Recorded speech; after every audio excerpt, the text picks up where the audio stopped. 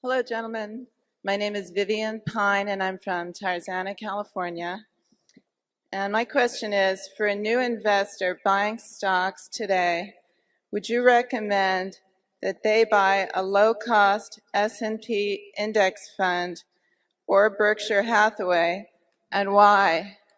Well, we never recommend buying or selling Berkshire, but I would say that among the various propositions offered you, a very low-cost index fund where you don't put all your money in at one time. I mean, if you accumulate a low-cost index fund over 10 years with fairly regular sums, I think you will probably do better than 90% of the people around you that take up investing at a similar time.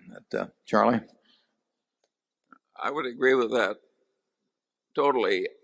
It's awkward for us sitting here at these annual meetings where we have a sampling of some of the most honorable and skillful stockbrokers around who've done a wonderful job for their own clients and families. But the stockbroking fraternity in toto can be guaranteed to do so poorly that the index fund is a better option.